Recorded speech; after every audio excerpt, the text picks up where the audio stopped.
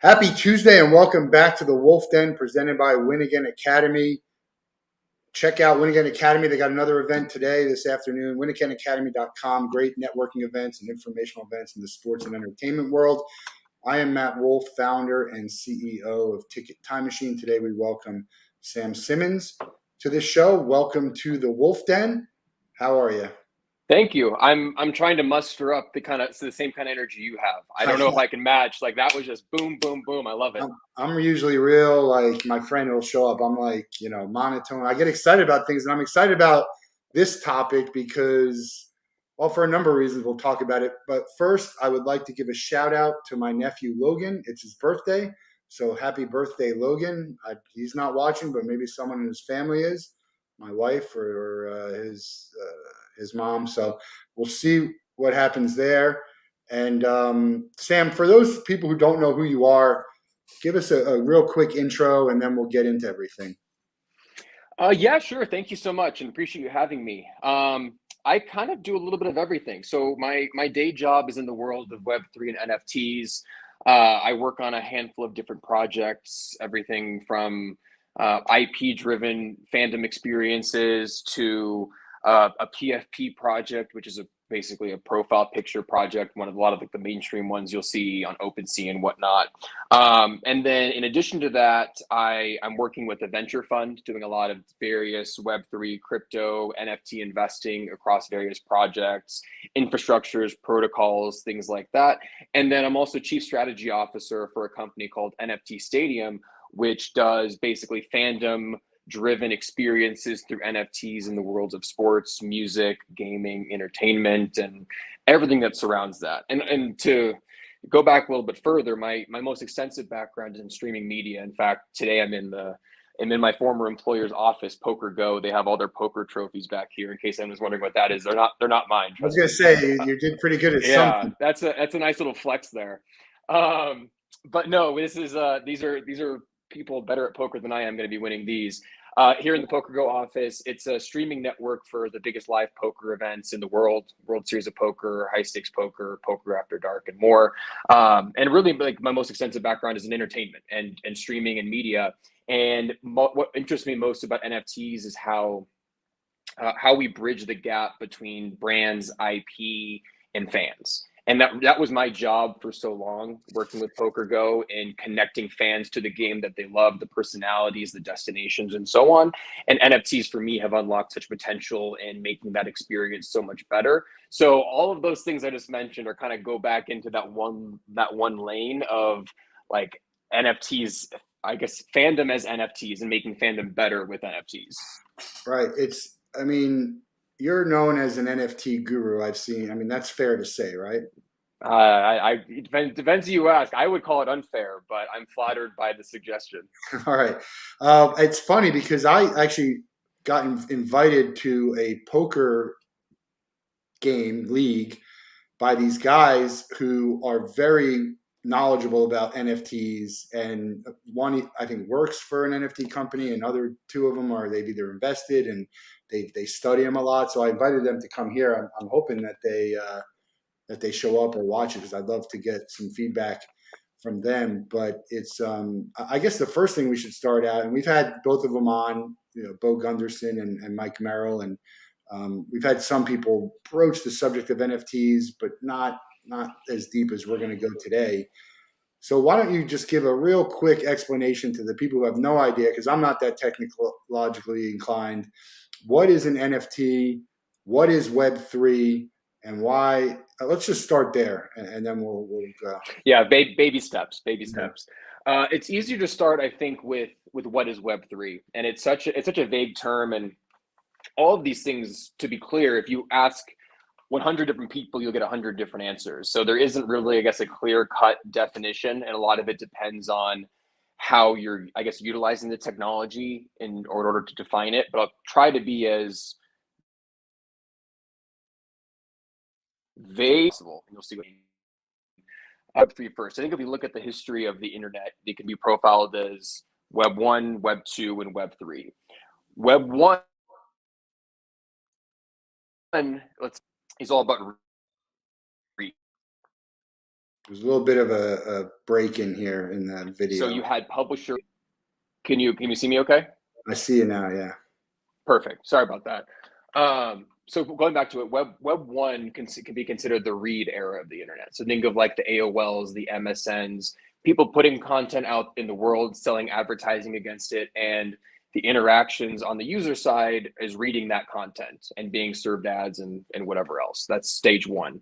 Web two is the advent of things like Twitter, Facebook, Instagram, and so on, which can be known as read and write, where yes, you're looking at content platforms like in the new era of the BuzzFeeds, let's call it on the read side, but then you're also creating the content itself and posting videos to YouTube, Right. posting And pictures on interaction, Instagram. interaction also. Exactly. But at the end of the day, that content, if you read the terms, is owned by the platforms to which you're publishing that content, which I think a lot of people, there's been a lot of unspoken, perhaps, turmoil around that and some of the risks and challenge not owning the content that you create.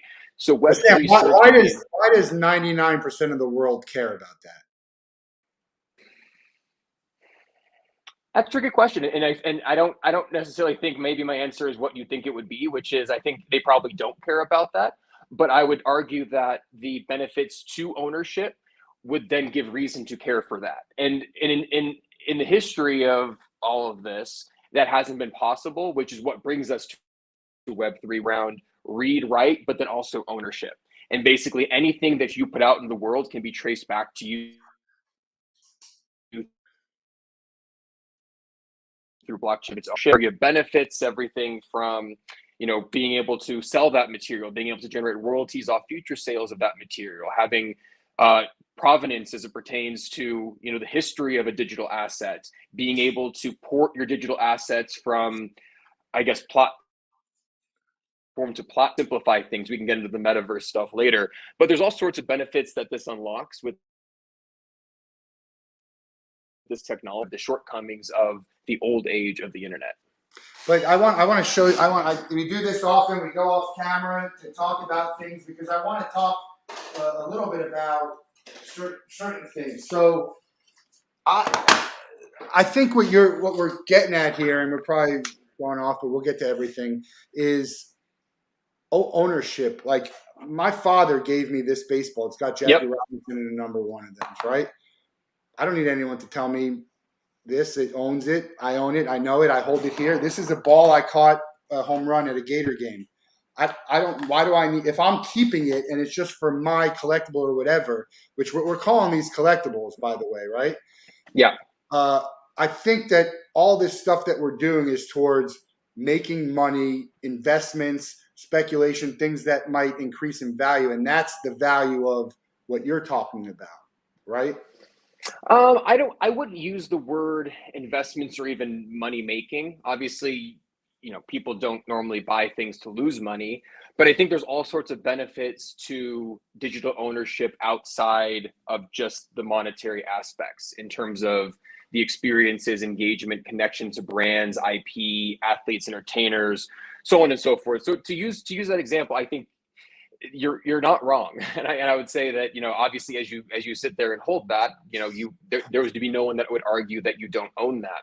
I think there's something to be said for, especially like on very high end memorabilia, the verification process of confirming that a signed Michael Jordan jersey is in fact a real signed Michael Jordan jersey, which to this day the verification process is having a certificate signed by someone at some specialty, I forget the name of these places, but verification shop, which says this is a real signature. But there are certain benefits to having that record on the blockchain, so to speak, where it's like a public, it's a non-modifiable verification of authenticity attached to that asset. There's also companies now, in fact, shout out Brett Callip. He's the founder of Rare Mint, which is a project that just launched in the past couple of weeks with their first NFT drops. But they're creating fractionalized NFTs backed by physical high-end memorabilia. That's where the signed Michael Jordan jersey came from. So although to your point, you have that baseball sitting there, but what if you want to take an ownership interest in a physical asset without the ability to actually possess that asset, where especially if you're talking maybe for for diversification investment purposes, you may not care about having that asset in your safe in your Right. master bedroom closet or whatever. But Go we ahead. are talking about the difference between a collectible, something you're going to hold on to, and you don't, and an investment. The reason why I bought it is because I think it's cool, or the reason why I bought it is because I think it's going to increase in value. And that's going to bring me to the question. We got some comments here that I want. I know about digital real estate. Kudos to everyone who buys it, and we'll get into that in a little bit. And Brent, skeptical and resistant, talking about photos now being digital photos. But I can promise you that it's a lot easier to organize physical photos and look back at them than it is your digital. There's some apps out there that you can go. It's not there hasn't been an easy thing, especially when you have thousands of photos, right? When you have events and kids and all of that. It's interesting. I want to ask you this question because I think there's so many segments of NFTs and all of this stuff, and I think what we're going to talk about, you and I, and what you're involved in, and what you believe in, what you back, is the stuff that I think is doing it right. Okay, but Mm-hmm. I think overall, and I'd love to hear your opinion, if I had to give a score of how the industry and the world is handling NFTs, I'd give it a very poor score, right? I mean, the rich get richer. The people who got in it first, it's not that far apart from an MLL slash Ponzi scheme in the way that it works in a way. And I'm not saying it's illegal or anything like that. It's all legal. We talk about the people who are heavily involved with it influencing. Take no, what happened yesterday. Elon Musk buys Twitter. It goes up 30%. He makes 800 million, right? I mean, he could do that, and he could buy any company he wants and do that. So there's manipulation, very easily manipulated. Well, see, there you're describing the regulated securities market. Like, I mean, it's which I think would be my point. I'm sorry to interrupt you. No, That's no, kind of I want you to interrupt me. that's an interesting example because what we're seeing today in the NFT space really parallels trends that we've seen across every other, let's call it, new technology over the past few decades. And you compare it to like the dot-com bubble as it was, and I think you'd be hard pressed to find someone even within the NFT space that wouldn't say to an extent the NFT space in its current form is in a bubble. But you're always going to have, whether it be the bad actors, the scam artists, the snake oil salesmen, where they're opportunists looking to take advantage of a larger trend and willing to, I guess, see people get hurt in the process. And that's really where my focus then becomes is I keep deflecting the prospect of NFTs as an investment because I think that NFTs are so much more than that.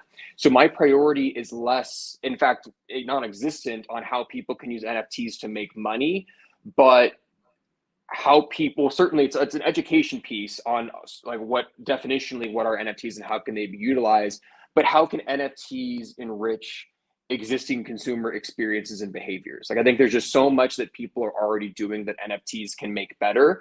And the worst part about NFTs is that they're called NFTs. It's just like such a non-sexy term, where in fact it's a technology that underlies the entire infrastructure. And if you were to take existing behaviors and kind of slide in and a little bit arbitrage the mechanics with an NFT technology without even having to explain, this is an NFT and here's how you use it, it would actually make the experience drastically better in so many ways. Right, but going back to the question, we go to like if you had to give me a number, most, I don't know what percentage, I'd just be throwing numbers out there, but a very high in the 90% of every NFT that's owned is for an investment or someone who just, like the NFL created a Super Bowl NFT and gave it to the people.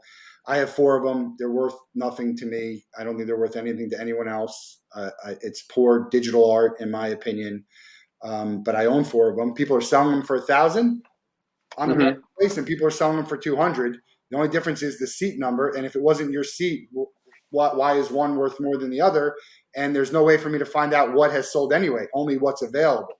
So it's, my contention, and this is part of where the skepticism comes in, is almost everyone who's doing NFTs now is doing it with not what you're talking about, the utility of it, right? The what it could be.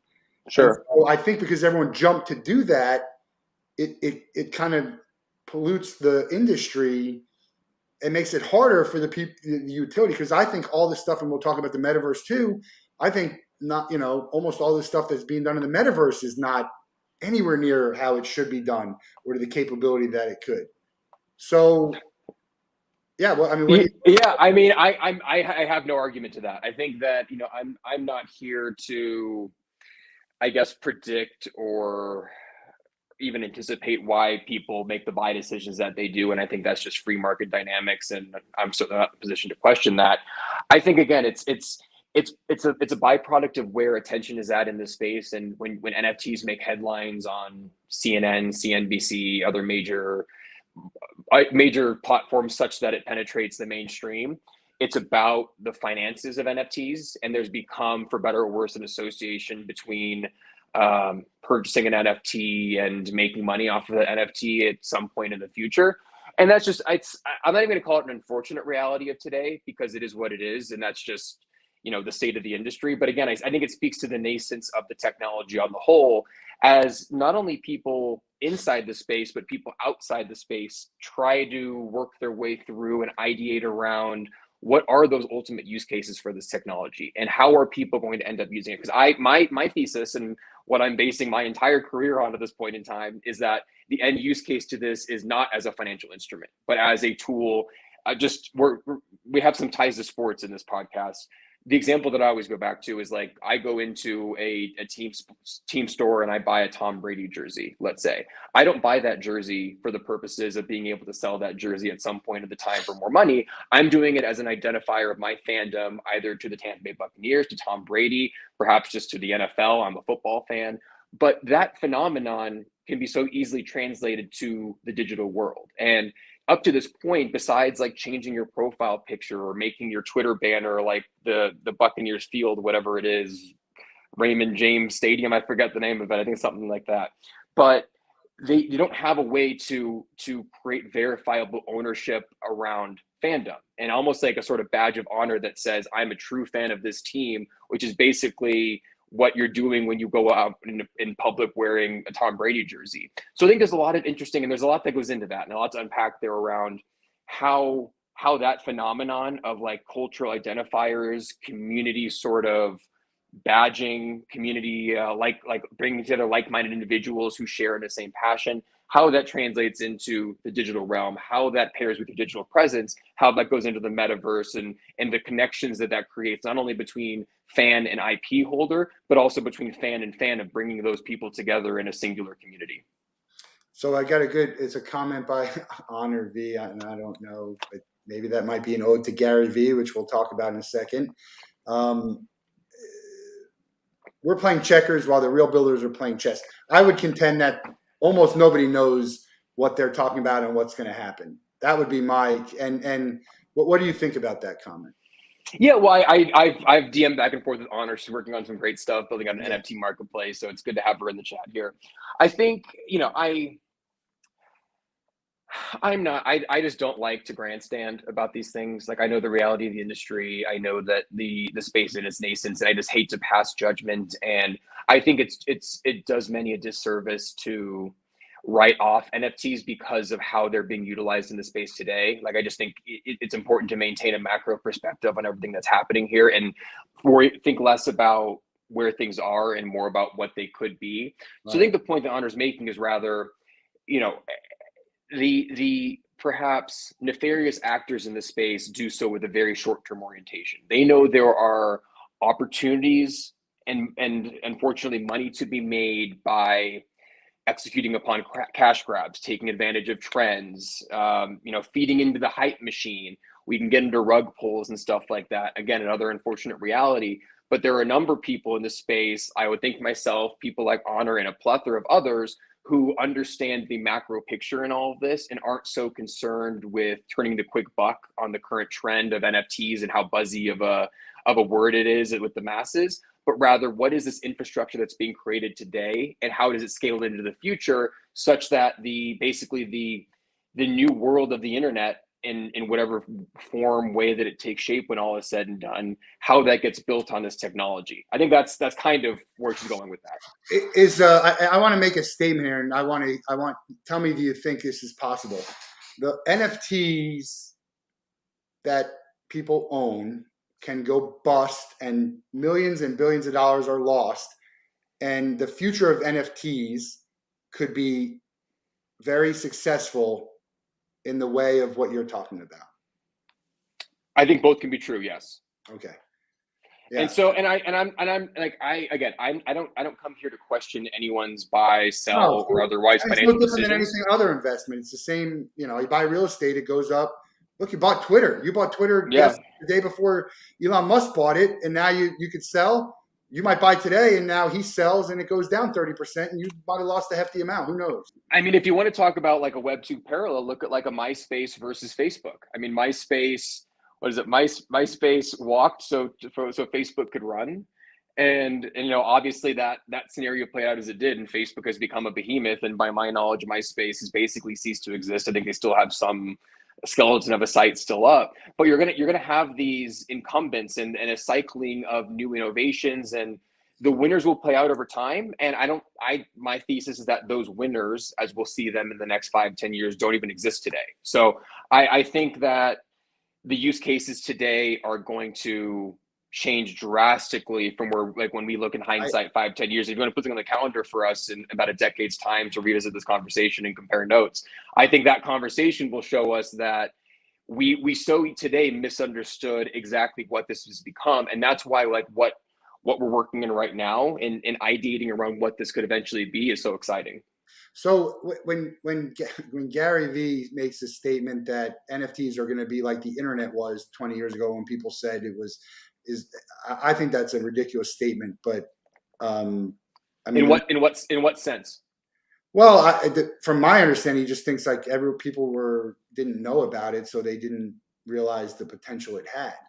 But I don't know if we don't know about it, it's because the good stuff that we should know about and be concerned about and be excited about, most of that hasn't been introduced, like you're saying, hasn't been introduced yet. So if I tell you, I'll give you two scenarios that I want to talk about real quick, and sure. We'll talk about VCon. I don't know a whole lot about it. He's got VFriends, and you have to own a VFriend to get it. You have to own an NFT to get to his conference. Well, if I wanted to buy a ticket of NFT, a VFriend, whatever it is, to his conference, the floor price is $4,000. I looked it up. That right now is in the top 5 most expensive conferences in the world. Like, what do I get for that? He's never done it before. And then someone say, well, you have epic things and access and this.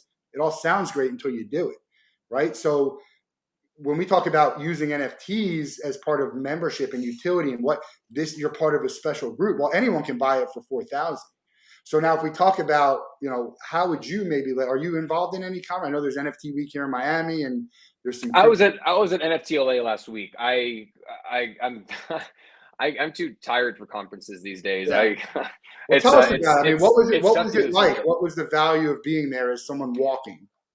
Well, so I first want to address that specific example. I think one of the important caveats to that example that's worth dissecting.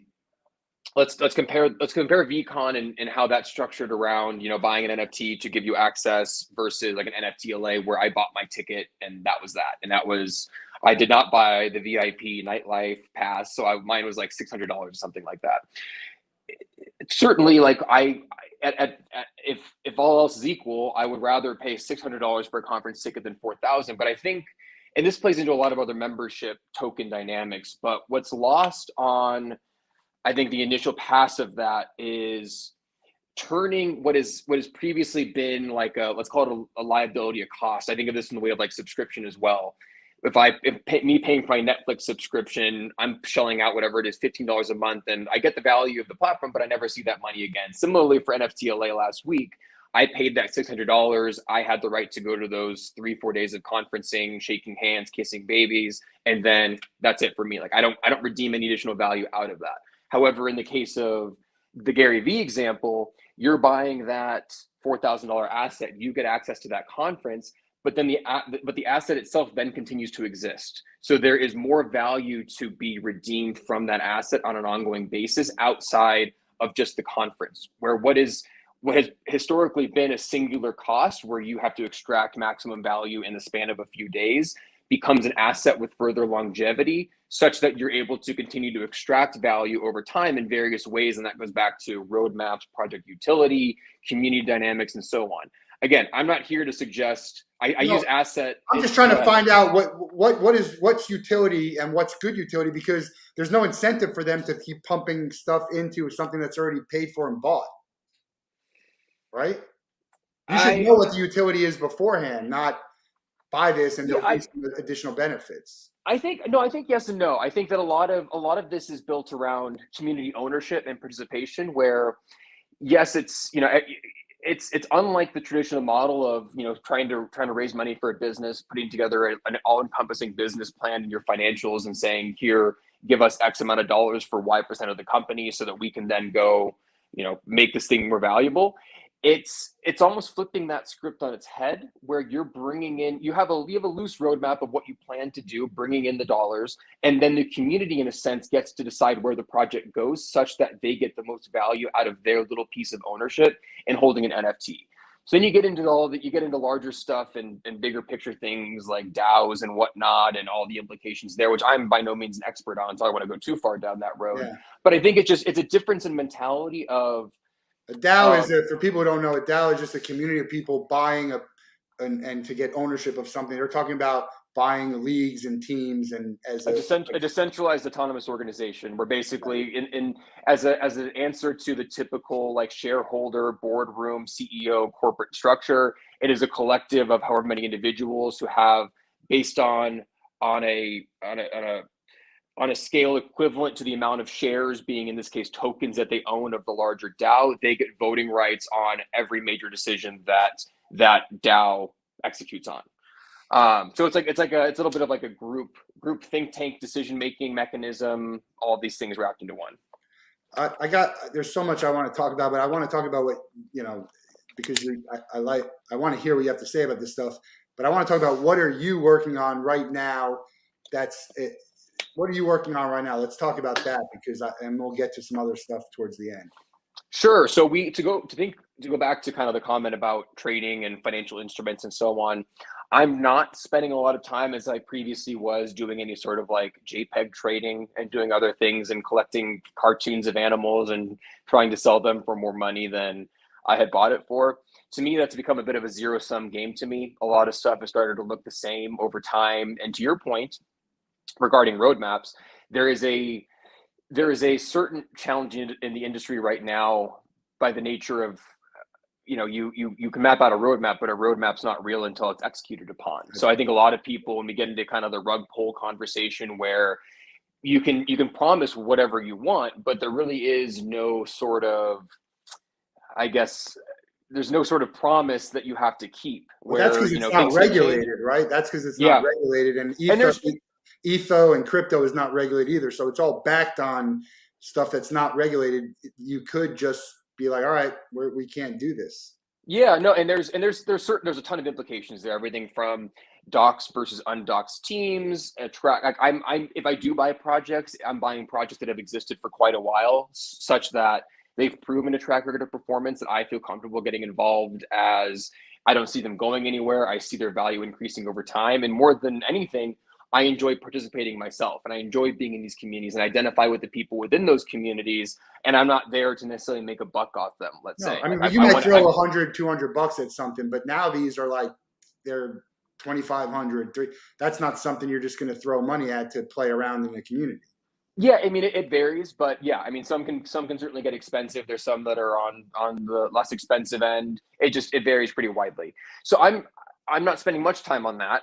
I'm more spending time with my investing activities on various platforms, protocols. So the things I mentioned earlier around, who are going to be the big players in 5-10 years that may be an idea stage right now, trying to identify those individuals, identify trends within the space, and how these projects will disrupt and advance those trends over time. And I'm trying to invest more on the ground zero stage of those things versus as I see kind of after the fact, after the project is launched and you're buying JPEGs and whatever else. And that's kind of my side thing. I'm so the NFT stadium stuff, like I said, we do fandom NFTs in sports, music, entertainment. And that's largely an answer to go back to the whole sports analogy. I mean, many probably listening to this know about the Top Shots autographs of the world, which are amazing platforms, and that they've done wonders for sports driven collectibles. The gap that we've identified in the space is that, to go back to the Tom Brady example, being he's a big name attached to autograph. I could go on autograph today and buy a Tom Brady NFT, but I could be the most diehard loyal fan of Tom Brady, but me buying that doesn't bring me any closer to Tom Brady, doesn't build a direct connection between fan and athlete. Whereas we strive through our NFT collections that we're curating to create that connection, create an experience around fandom that goes beyond what exists in the marketplace today. So we're actually working with a lot of like secondary IP holders who may have, in terms of volume, less fans, but it doesn't make them any less passionate. And for that matter, the teams, athletes, and artists actually are more accessible to the fans, which gives more power to the NFT experience on the whole. Sorry, I'll pause there. But that also speaks to a little bit of speculation. Like, is if this guy becomes a big star, you get more access to something like that. Like, you're not going to have access to Tom Brady and Aaron Rodgers and LeBron James, right? I mean, this is not going to happen, not on a wide scale and not for a lot of money. So you're talking about affordable ways to maybe be part of a smaller group that has some special access to these performers. Yeah, more or less. I hate to use the word speculation because, again, we don't see these as financial instruments. We see them as ways to engage with the things that you love and engage with your passions. And again, I keep going back to it, but I compare it to like buying a jersey in a team store. Like, I don't do that as a financial instrument, regardless. If I go buy a Tom Brady jersey, regardless of how legendary Tom Brady is or becomes or continues to become, I'm not going to be selling that jersey for greater value. Some people buy jerseys and sign jerseys and helmets and all of that. And do sell it. From a fan, I'm a fan. I love, there's people I would like to have access to. Give me an example of what you guys are offering that would give me, special, whatever, make me feel more of a community and special towards. Yeah, sure. So it's tough, and I'm gonna talk slowly because we're working on some projects we haven't launched yet, so I got to kind of be vague in my explanations here, and I don't want to divulge too much on behalf of clients. Everyone comes on the Wolff Den to announce their launches. That's what happens. I'll throw out some teasers. Ultimately, what it's about is a closeness to the athletes. Because I'm going to use the example of sports because we're primarily in that sector right now. It's about a closeness, a relationship, and an experience to those. To those IP holders, athletes, teams, whatever it may be. And as I talk, I'm trying to think of like ways that I can nuance examples. Let's just say I'm in the Poker Go office right now, and there may be a sort of partnership at some point between poker and NFT Stadium in the way of creating NFTs, maybe not, can either confirm nor deny. What I would do if I were working on an NFT collection for a poker platform sitting on a wealth of IP would be around creating a connection between the NFT and the events that people are watching. So poker is, again, it's my most extensive background. The core things that I think about are its accessibility and its aspiration, where anyone can play. If I said when I would do the interview circuit back when I worked with the company, if I go into the ring with Conor McGregor in a one-on-one UFC match, I'm going to get my ass kicked. But if I go head-to-head with a Phil Hellmuth or Dana Negreanu, I'm more likely to lose, but I have a fighting chance. And that's just the nature of luck in the cards. And there's a magic in that. There's a beauty in that. And in terms of its access that it allows to anyone who wants to take a seat at the table. And at the same time, it's aspirational. Obviously, there are crazy high stakes events around the world. The destinations these people play at between Monte Carlo, Monaco, London, all these crazy, cool, exotic places. It makes you want to be there. It makes you want to engage in that world, be here in Las Vegas where I'm based, all these fun things. So how can we play into those dynamics through an NFT collection? And that's what our focus would be, which is giving a sort of digital complement and having that tie into the live tournament ecosystem such that I stand to redeem awards, redeem value based upon those outcomes, and potentially bring me closer to that world in some way or another, thinking about travel, events, experiences, meet and greets, interactions, all of That's these cool fun over things. an event, a season, a year, multi-years. That's all to be determined. All of the above. Yeah. What do you think about this? Can you see this? That looks like, is that Poker Stars? Yeah, but this was the tournament I played with my friends in California. I got a royal straight flush. That's a pretty good hand. Shit. Of course, it paid I nothing. Which royal straight flushes. Isn't it interesting that the best hand you could possibly get is almost always going to pay nothing because of I the know. paint that's on the People, board. yeah. Yeah, but nonetheless, I've been playing poker for well over a decade, and I don't think I've ever gotten a royal flush. Wow. Bizarrely, it's like I don't know if that's a statistical anomaly or just says something else. I But think it is good on because you to I even think it's only have like that experience. 35,000 hands or Yeah, 75,000, which I assume you played. it's astronomically low. Yeah. All right. So you're working on the fandom, the utility of it. And Nick made a good point, and Honor's been talking about it. And so I just want to ask this real quick. What percentage of people do you think actually read the smart contract and the roadmaps when they're buying these things today? Not a Yeah, lot. I mean certainly not. I think roadmap. I would say much more so than perhaps the smart contract. To Nick's point, a lot the smart contracts have a lot of power, and I certainly I did them a disservice by glossing over that dynamic embedded within NFTs, where there's that basically replaces the need for every middleman across so many ecosystems, and in terms of its to Nick's point, assurances and security that it provides, with automatic execution. I don't want to get too deep into the weeds of like multi-sig and all these different elements, but there's a lot of power in that, and I think you know I have a number of thoughts on various subjects in this space, and there's always going to be bad actors that abuse technologies for their personal gain, and I think it all comes back to education, education and patience too, in terms of people who want to get involved, and especially brands that want to get involved, That's not trying to do so too quickly and that's the taking the biggest time. To your point, the go ahead. biggest key right now is the patience. That's why it's getting the bad name that it might be getting. But the smart contract is the facts of it all. The roadmap is non-factual, right? Roadmap is hypothetical. It's the business plan, so to speak, in a traditional fundraise, let's call it. Right. So it's valid because like people, plenty of entrepreneurs and startups have raised money on the back of a business plan that wasn't real until it is, based upon wazoo projections that are all hypothetically based. So it's not foreign, but it's the it's the nature of how accessible this has all become to so many different people, and like any new technology, it's just a lot to weed through in its infancy. So I think as people become more educated, I think we're going to start to see a lot of these bad actors and sort of negative case studies, let's call them, be weeded out over time.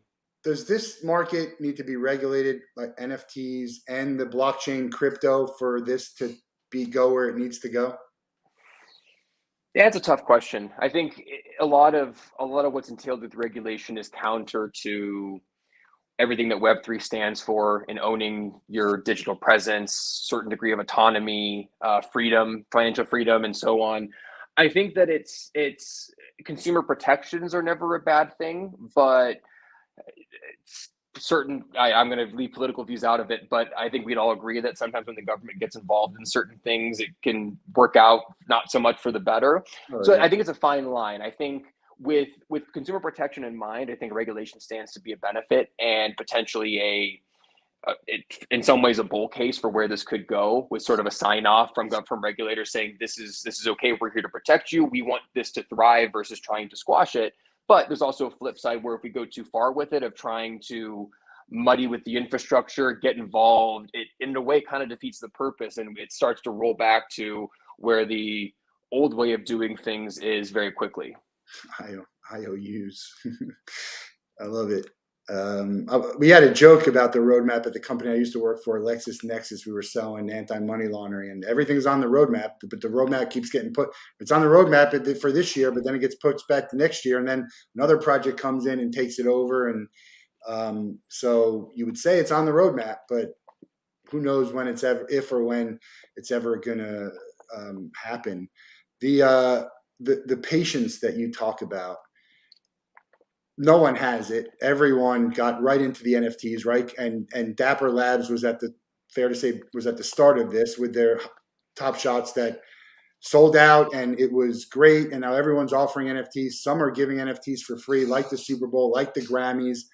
Brent asked the question before, what am I supposed to do with that Super Bowl NFT and that Grammy NFT? That's literally just a GIF.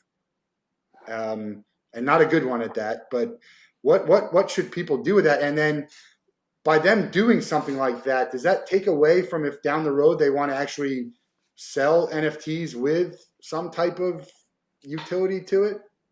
Sure. Yeah. I mean, I'm not super familiar with those collections and thus the utility that comes from ownership of those. So No, I can't nothing. really speak Literally to those. nothing. I mean, I don't know off the top of my head like which NFL NFT it is, or I'm not a big reward show guy, so I wasn't following what the Grammys did, but I certainly want to look it up.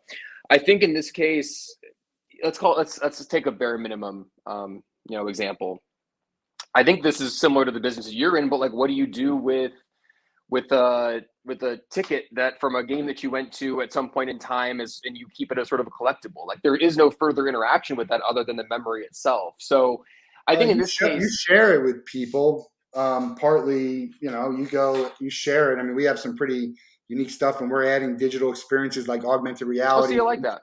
But I UGC, all think that stuff.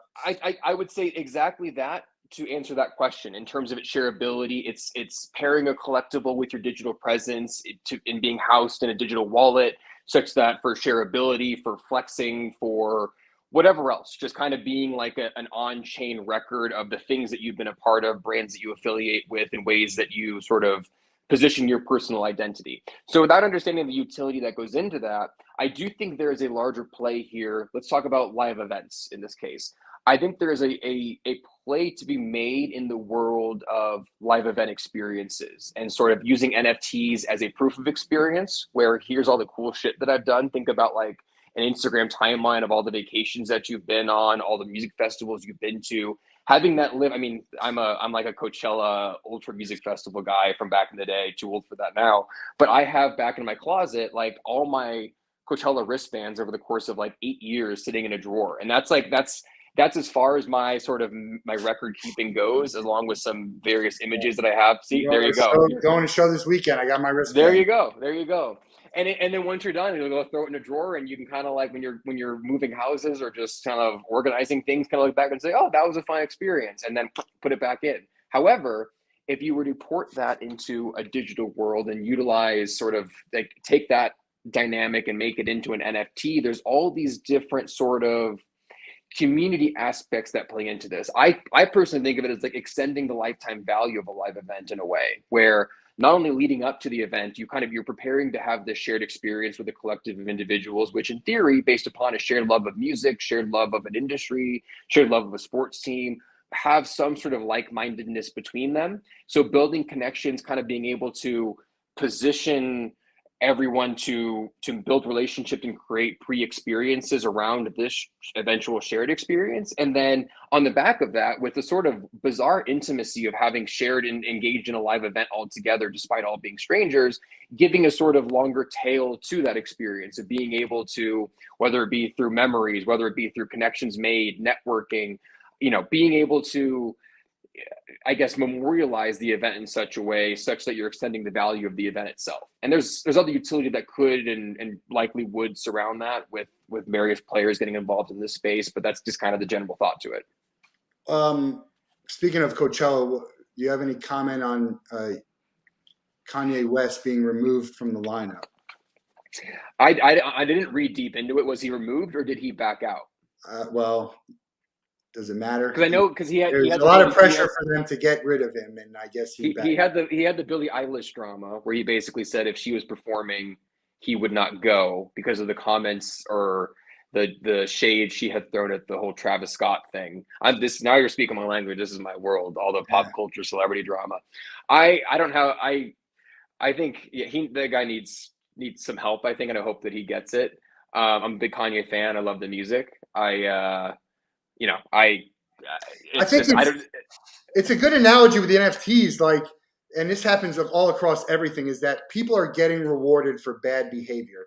And if you're getting rewarded for this bad behavior, what's my incentive to change it? I think it's up to the market in a sense The to market's uneducated. The market is uneducated, and I think that their goals are mostly financially driven. Don't you feel? yeah, but I think that that's not going to be true forever. I think that that it goes back to putting the onus on education and patience, like we talked about.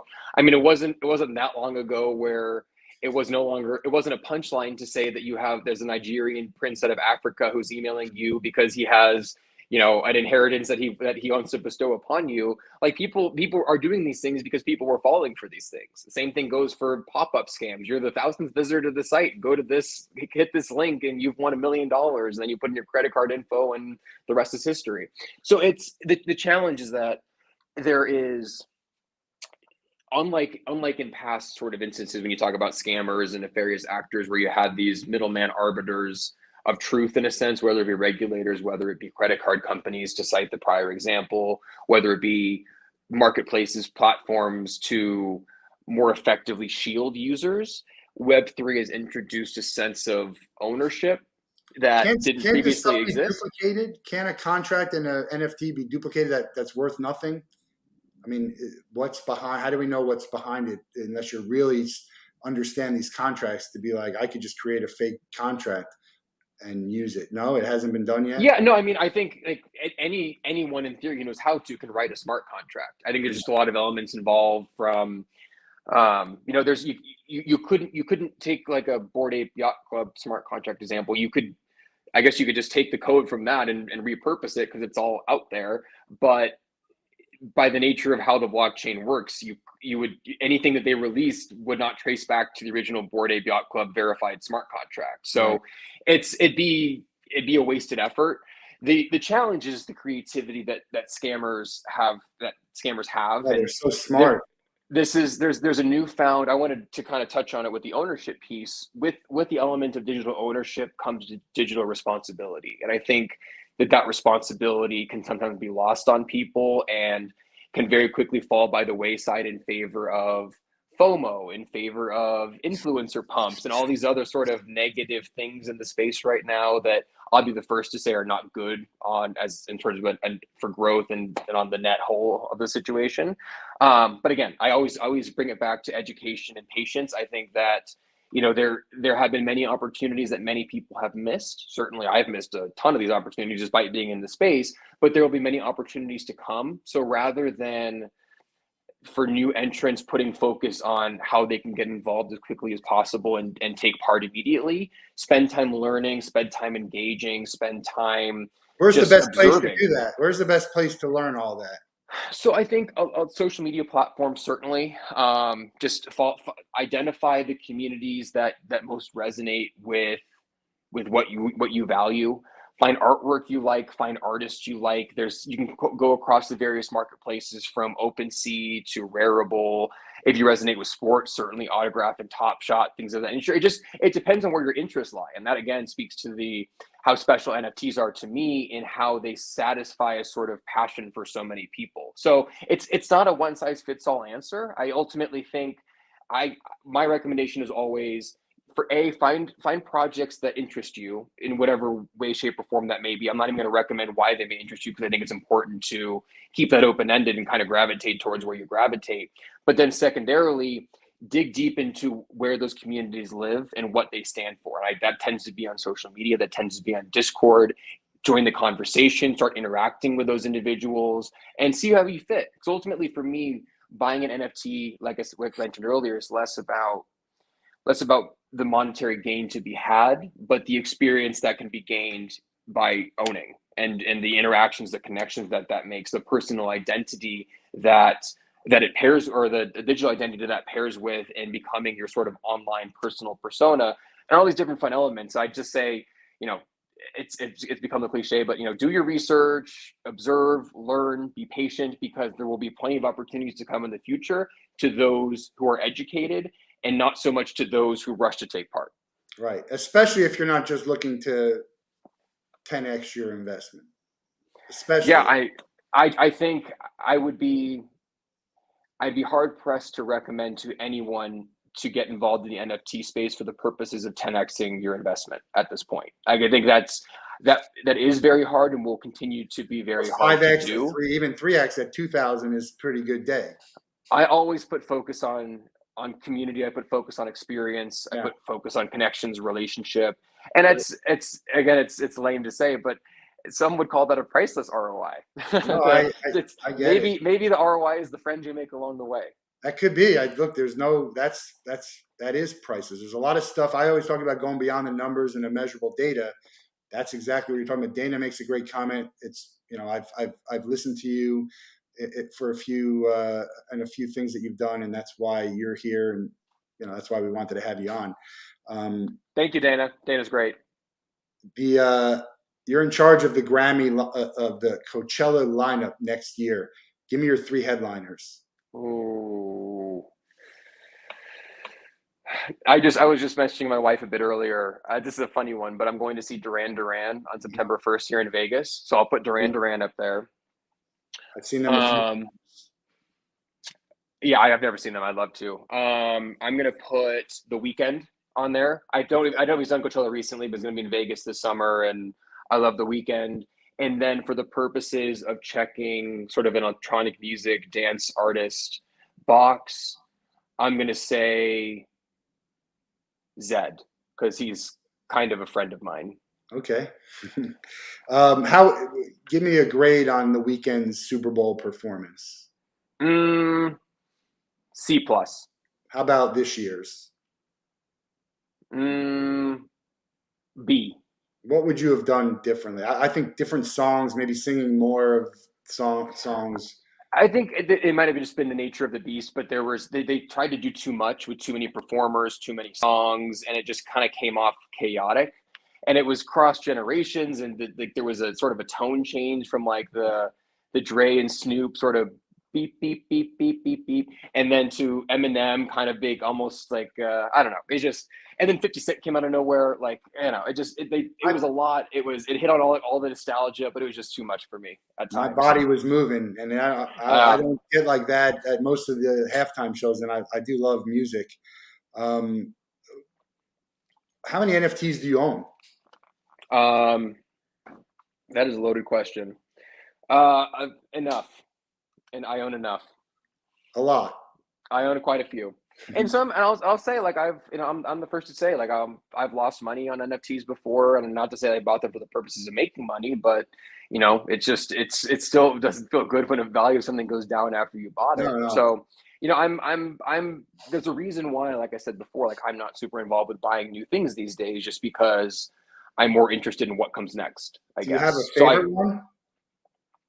Well, I use the Bored Ape as my profile picture, so that's kind of like I kind of making that my brand. I think there's an element of like commercial rights usage attached to a lot of these collections, including Bored Apes, that is worth at least noting. Probably too much to get into it this late in the conversation. So that's a big one for me, as I sort of make that front and center a part of my professional brand. There's another one that I like called Gutter Cat Gang. In fact, the hat I'm wearing is official Gutter Cat Gang merchandise. There you go.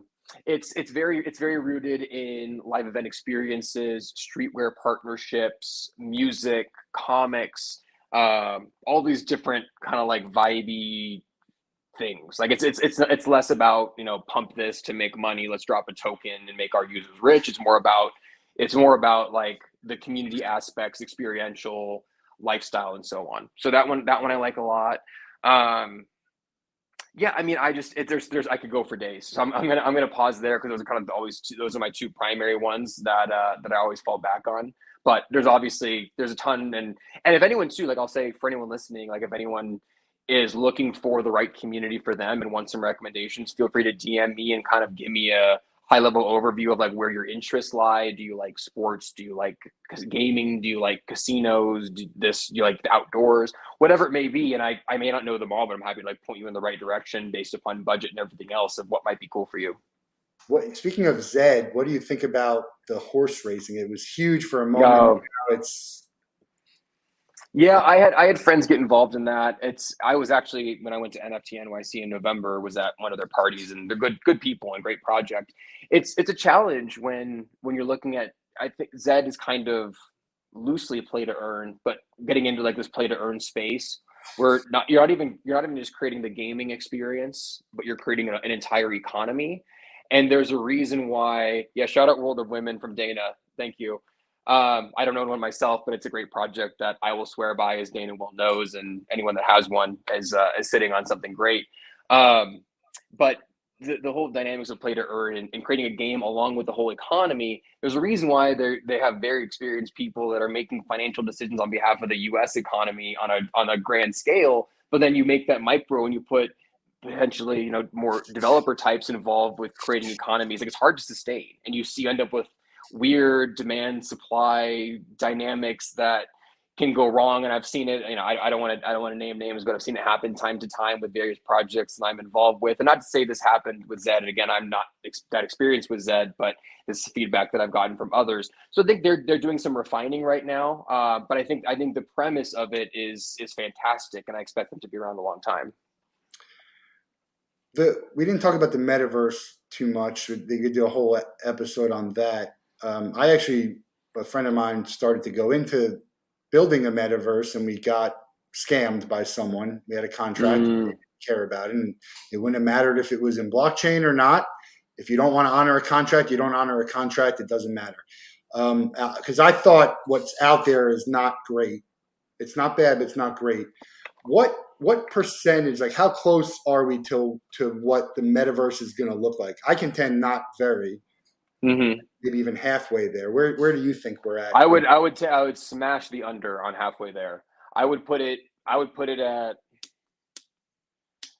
15-20%. Okay, that's And I fair. just and I think what I think is misconstrued about the metaverse, and I almost hate using the word at this point because it's become such a buzzword that really says a lot while saying nothing, because the metaverse is so many different things into so many different people. And I think there's elements of VR, there's elements of AR, there's elements of simply operating your digital device. It doesn't have to be immersive. It's just this vague sort of term for the future at this Yeah, point, in the digital future, let's say. So that's part of the challenge is like, it's hard to predict the metaverse because I think the metaverse's final output will be dictated by consumer behavior and trends over time. So it's like the metaverse in 20 years will be an answer to where people are at in 5 years or in 10 years. So it's like it's almost like a moot point to say what the metaverse will or will not be, because we don't know. it's the inputs don't even exist yet. Yeah.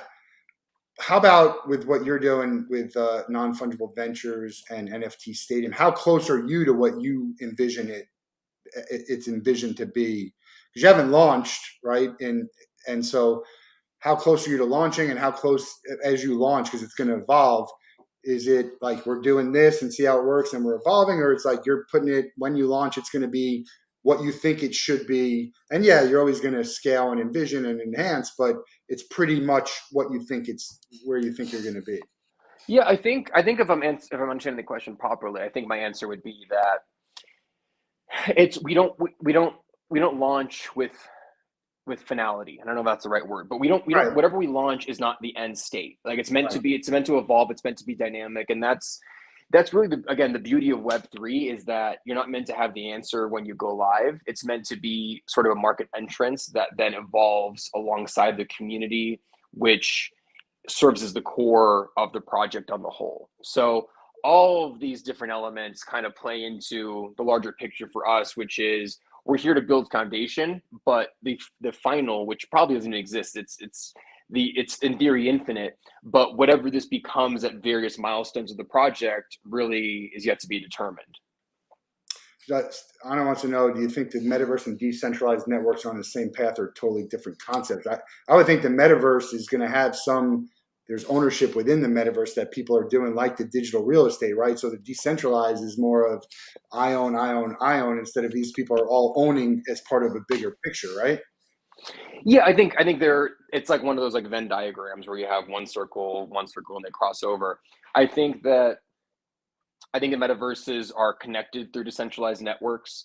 What's going to be interesting, and this is a trend I think we're all kind of watching out for, is as the big Web 2 players like Facebook or now Meta get involved with the space, as almost being definitionally opposite of what Web 3 is all about, how their definition of the metaverse interacts or does not interact with those decentralized networks. So I think you're going to start seeing metaverses that, in my this is all prediction and just personal opinion, you're going to see metaverses that come up with the aforementioned consumer protections and more of like the Web 2 feel of, like, coddling users and using obviously their ginormous cash piles to scale quicker against the decentralized network metaverses that are built around autonomy, ownership, provenance, all these buzzy Web 3 ideas that make that space so special. And I'm curious to see from a bystander's point of view, like, what ends up winning out, or do both survive, and then you kind of have a choose your own adventure type of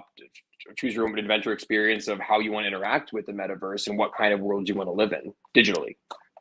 So my father, he struggled to change with the times, and it hurt his business a lot. He was a headhunter for accounting, and he didn't go online and all this old school, right? There's old school and new school type things. I don't play a lot in the stock market, and by not playing a lot in the stock market, I miss out on either making a lot of money or maybe losing some money. If I decide to sit out from NFTs and metaverse, what happens? What do I just lose out on experiences and maybe some money, or am I going to need to know? Are you going to need to know about all this stuff to survive 10, 15 years from now, or can you sit out of it and it's just one of those things that you don't play in? I think there's a difference between making the let me think about that. That's a good question, because I think there's Even from a utility point, it doesn't have to be money. It could be like, yeah, sure, yeah, utility point of view. well, I'm just thinking, like, it's if for anyone that's not comfortable getting involved, I would say don't get involved. Like, I would never say, like, this is the future, you have to do this now or else you're going to get left behind.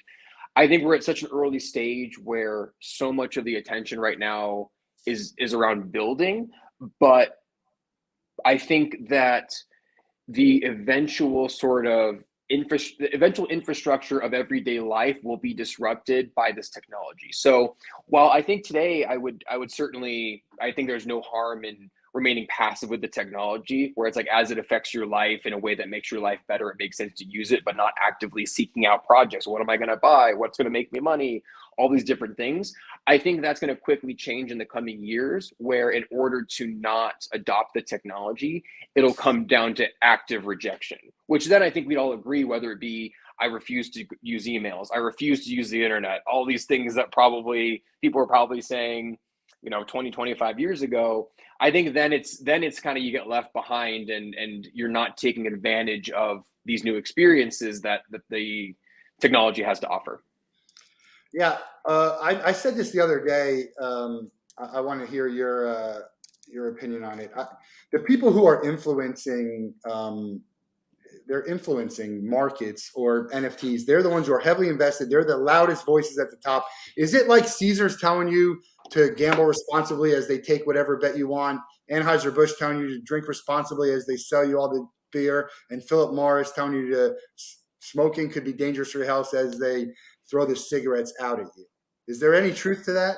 Yeah, I think that's probably that's something that I grandstand on somewhat often, is around like the sort of counterintuitive nature of influencers in the current state of the market. And there's a reason why the FTC or whatever it is requires us to put hashtag ad or hashtag partner attached to any influencer agreement. It's the reason why on CNBC, when someone is pushing a certain stock as a buy, they're required to disclose that their portfolio owns that stock. That doesn't exist in the market today. And that to me plays into the consumer protection elements that were mentioned previously around, I think, if someone is going on Twitter, it's particularly an influencer, and saying, I think this project is going to increase in value over time. You should get involved, or posting about a project, this new mint is upcoming, when in reality they were either compensated for that or given free mints from that new NFT collection. I think I'm all for transparency. I think that kind of stuff should be disclosed, as it's a dangerous road to go down where it's and that goes back to probably some of the stuff that you mentioned earlier around like Ponzi schemes. Who's left holding the bag? Because there's been instances where you've seen major influencers push a project and then you see it pump up, and then all the while they're listing some other assets and taking advantage of that pump cycle that they themselves generated. Like, I think that's a very dangerous, ethically questionable, and morally wrong thing to do. And so as I think about, the influencer picture, I don't have an answer to it today, but I personally want to be the one to say, as someone with even a small little following in my little LinkedIn circle, I want to say that I don't stand for that. And I want to say that if I ever get to that sort of reach, I strive to be entirely transparent with those types of things to protect the people entering the space, no matter how experienced or non-experienced they may be. I mean, that's the humble brag and all. I mean, it's out there. It's rampant. And the problem is that these people, they listen to everything someone says because they want, they just yes you and you share the information. That's a social media type thing. We're going to get you out of here with the final question, but I want to touch on when I asked about sitting out. Like, there's stadiums. I was at a stadium was cashless, completely cashless, right? But I want cash. But now they have a machine where you could add cash and get, a thing. It's all so. In some ways, you might have to join something. Otherwise, you're going to be. It's not just going to be missing out on money or FOMO of missing out on an experience. You might not be able to get into. It's almost like you needed a vaccine to go do this. If you didn't get a vaccine, so I think it could be that. We don't know what it is yet, but well, I think there's something to be said. There's something said around the user experience there. I think where this all leads to, and where the space currently has a huge problem, is around that experience of onboarding non-digital natives, especially, but even non-NFT natives into the ecosystem. And I myself, if I'm trying to tell someone how to buy an NFT, I kind of struggle through it, where you have to, go into Coinbase and buy Ethereum and then port that Ethereum over to MetaMask, but you may have a daily limit on how much you can take over. So you got to space that over the course of a week, and all these different basically barriers to entry. And the ultimate end goal in my mind in terms of that user experience is one where people don't even realize that they're using NFTs. And I think I mentioned that earlier. And I think that's the ideal scenario, because you don't get to make the conscious choice to say, I don't want to engage with NFTs, but it just becomes the new norm, I suppose. But why do we need NFT when, like, I bought a season pass for the lawn from Ticketmaster or Live Nation to go to any concerts, and they could send me other stuff in that, and it's done through Ticketmaster and it's digital. What's the advantage of that being an NFT and on the blockchain? There'd be a few advantages. I think there's I don't want to get too deep into like the potential utility aspects around, creating interconnectivity across shared ticket holders and the dynamics of that from the community POV. I think there's something to be said for the live event organizers and generating royalties off the back of secondary sales.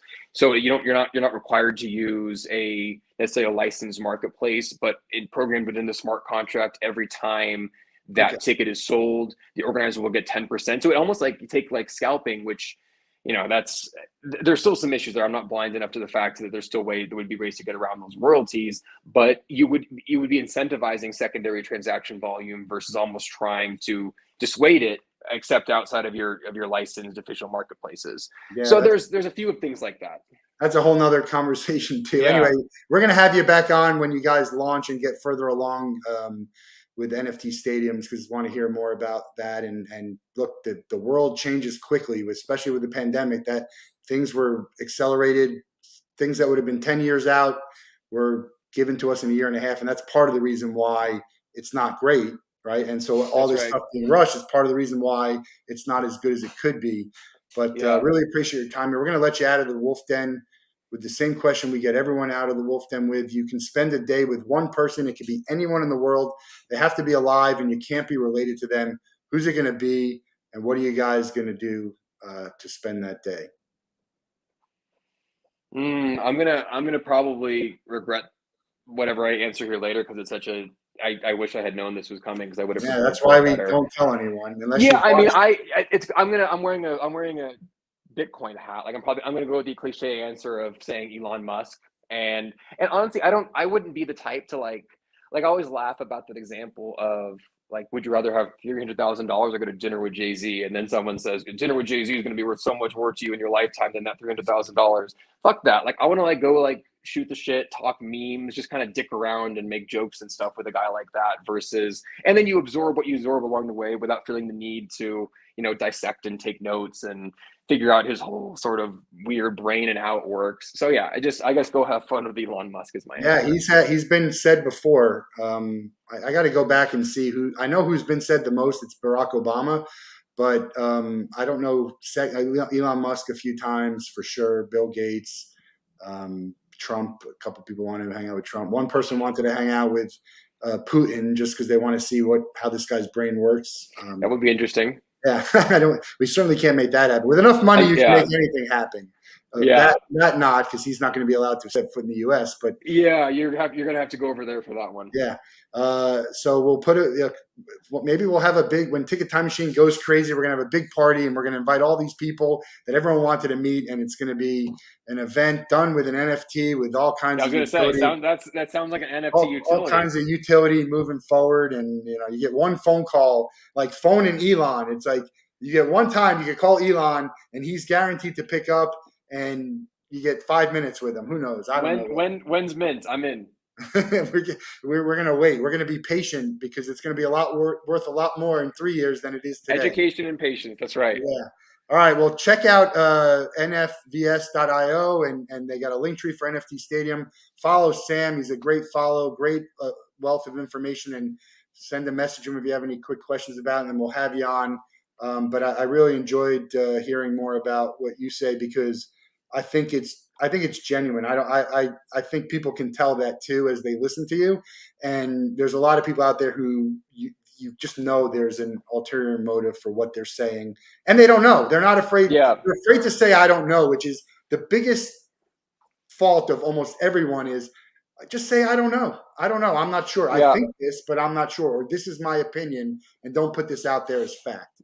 Yeah, I mean, I'm here learning alongside everyone else. Like I think anyone in the space who proclaims themselves an expert is a dangerous person to have around just because the industry is so new, it's impossible to be an expert at this point. So it's an adventure for all of us. People will make mistakes along the way, and that's okay. It goes, I think I would add forgiveness to the subjects of education and patience as things are important right now. And we're just here trying to figure it out. So I think, I'm just enjoying the ride, I guess is what it all boils down to. But it's the hottest thing around right now. There's nothing Yeah. hotter than this. Yeah. Yeah. It's fun, but I think it's going to be here for a long time. Yeah. So it is hot. But Not as that doesn't. not as it's constructed today, but it will be here Correct. for a long time. Correct. Correct. Which is that's the problem with the people who are that's a problem. It's fun to Yeah. watch it, do whatever. All right. Well Yeah, we have man. another episode later this week, but we'll talk to you soon. Really appreciate the time. Have a great night, everyone. Thanks for having me. Appreciate it. All right. Thanks, Sam.